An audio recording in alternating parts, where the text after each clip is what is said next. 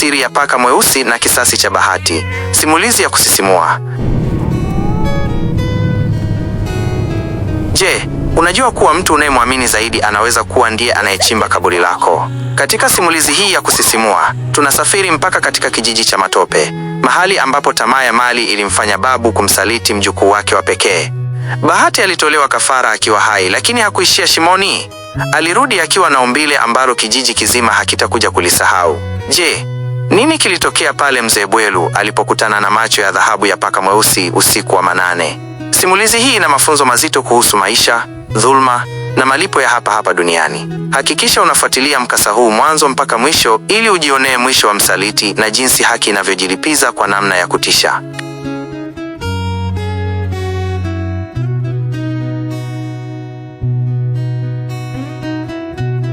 Katika kijiji cha Matope, maisha yalionekana kuwa ya amani, lakini chini ya ardhi ya kijiji hicho kulikuwa na siri nzito. Mzee Bwelu alijulikana kama nguzo ya kijiji. Alikuwa mzee wa heshima, mwenye maneno ya busara na tabasamu la baba. Lakini nyuma ya milango iliyofungwa, Mzee Bwelu alikuwa mwanachama wa ngazi ya juu wa chama cha giza.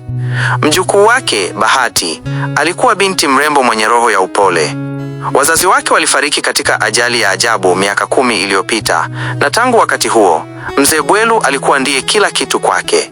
Usiku mmoja, hali ya hewa ilibadilika ghafla. Pepo za ajabu zilianza kuvuma na miti ilionekana kuinamia nyumba ya Mzee Bwelu. Baada ya mlo wa jioni, Bahati alijihisi mchovu sana. Alipolala, alijikuta katika ulimwengu wa ndoto usio wa kawaida. Alijiona akiwa amefungwa kwa kamba za moto katikati ya kundi la watu waliovunja nyuso zao kwa majivu. Mtoe ili upate utajiri usioisha. Sauti ziliunguruma. Mzee Bwelu akatokea, ameshika kisu cha dhahabu. Bahati, damu yako ni thamani yangu, alisema babu yake kwa sauti ya baridi. Bahati alizinduka akipiga kelele. Alipomweleza babu yake asubuhi, Mzee Bwelu alicheka kwa dhihaka. Mjukuu wangu, unajua jinsi ninavyokupenda. Ndoto hizo ni vitisho vya wachawi wa kijiji wanaonionea wivu. Usijali, mimi nitakulinda. Siku ya mwezi mpevu ilipofika, Mzee Bwelu alijua wakati wake umewadia. Alimuita Bahati na kumwambia, mwanangu, kuna mgeni muhimu anakuja kesho. Nataka uende kwenye kisima cha kale kule bondeni, ukachote maji ya baridi ya usiku wa manane. Maji hayo ndiyo pekee yanayoweza kutakasisha nyumba hii kwa ajili ya ugeni huo. Bahati, kwa upendo na utiifu, alichukua mtungi wake. Alitembea gizani, akisindikizwa na sauti za bundi. Alipofika kisimani, alihisi harufu ya kifo. Alipoinama kuchota maji, kivuli kikubwa kilimtokea nyuma yake. Alikuwa Mzee Bwelu, akiwa amevaa mavazi ya kiganga na macho yake yakiwaka nuru ya kijani. Babu, unafanya nini hapa? Bahati aliuliza kwa hofu. Bahati, mkataba wa miaka 100 unahitaji damu ya mtu anayeniamini zaidi. Na huyo ni wewe, Mzee Bwelu alinong'ona. Kabla Bahati hajakimbia, Mzee Bwelu alipuliza unga mweupe usoni mwake. Bahati alilegea na kuanguka. Mzee Bwelu alianza kutambika, akiita majina ya mizimu ya giza. Ardhi ilipasuka chini ya miguu ya Bahati. Polepole, binti yule alianza kuzama ndani ya ardhi huku akiwa bado anapumua. Macho yake yalimtazama babu yake kwa mara ya mwisho, yakijawa na machozi ya usaliti, kabla ya ardhi kufunika kichwa chake kabisa. Bahati hakufa. Alijikuta katika ulimwengu mwingine, dunia ya waliotolewa kafara. Kulikuwa na baridi isiyoelezeka na giza totoro. Alitembea kwa muda mrefu mpaka alipofika mbele ya lango kubwa la chuma. Hapo, alikutana na mlinzi wa kuzimu, kiumbe mwenye sura ya kutisha lakini sauti ya huruma. Bahati, umeingia hapa kabla ya wakati wako. Usaliti wa babu yako umetikisa mizani ya haki, mlinzi alisema. Nataka haki yangu, nataka arudishe maisha yangu. Bahati alilia. Mlinzi alimpa chaguo. Naweza kukurudisha duniani, lakini si kama binadamu. Utarudi kama paka mweusi, kiumbe wa kivuli. Utakuwa na nguvu za kuona kila uovu, na utakuwa na uwezo wa kuharibu kila kitu alichochuma babu yako kwa damu yako. Lakini kumbuka, pindi tu kisasi kitakapokamilika, utabaki kuwa mlinzi wa haki milele. Bahati alikubali.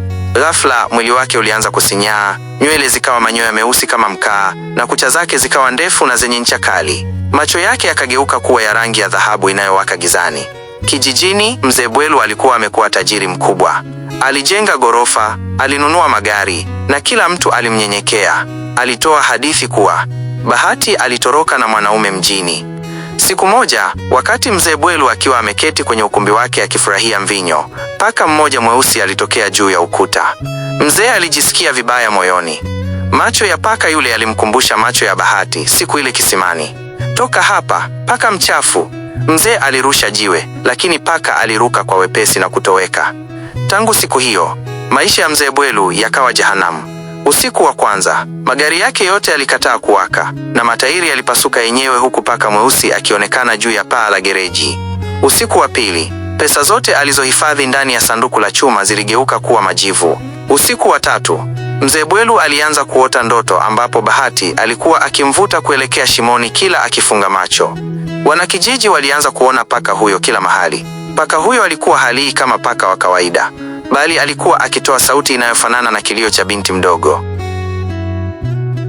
Mzee Bwelu aliamua kutafuta waganga wengine kumwangamiza paka huyo, lakini kila mganga aliyekuja, alipokaribia nyumba ya mzee, alikutana na paka mweusi na kukimbia kwa hofu akisema, "Huyo si paka, hiyo ni roho inayodai damu yake." Siku ya mwisho, mvua kubwa ilinyesha. Mzee Bwelu alikuwa peke yake nyumbani, umeme ukiwa umekatika. Ghafla, mlango wake mkuu ulifunguka kwa kishindo. Paka mweusi aliingia ndani, akitembea taratibu. Kila paka alipopiga hatua, kivuli chake ukutani kilionyesha umbo la Bahati. "Babu, muda umekwisha," sauti ilisikika kutoka kwa paka yule. Mzee Bwelu alianguka magoti. "Bahati, nisamehe, nitakupa kila kitu. Nitakurudishia maisha yako. Huwezi kurudisha kile ulichokiuza kwa shetani," paka alijibu. Ghafla, nyumba nzima ilianza kutikisika. Ardhi chini ya kiti cha mzee Bwelu ilipasuka kama ilivyopasuka kisimani. Paka mweusi alimrukia mzee Bwelu na kumng'ata shingoni. Wakati huo huo, moto mweusi ulizuka na kuiteketeza nyumba yote. Asubuhi iliyofuata, wanakijiji walikuta gofu la nyumba lililoungua, lakini hakukuwa na mwili wa mzee Bwelu wala mabaki ya utajiri wake. Kila kitu kilikuwa kimepotea. Hadi leo, inasemekana kuwa katika kijiji cha Matope, paka mweusi huonekana kila mwezi unapokuwa mpevu, akilinda njia za kuelekea kisimani ili kuzuia mtu yeyote asifanye uovu kama ule wa mzee Bwelu. Simulizi hii inatufundisha kuwa mali ya dhulma haina baraka na mwisho wake ni kilio. Usaliti kwa wale wanaokuamini ni dhambi ambayo asili haiwezi kuisamehe. Pia, simulizi inatukumbusha kuwa haki inaweza kuchelewa, lakini kamwe haitapotea.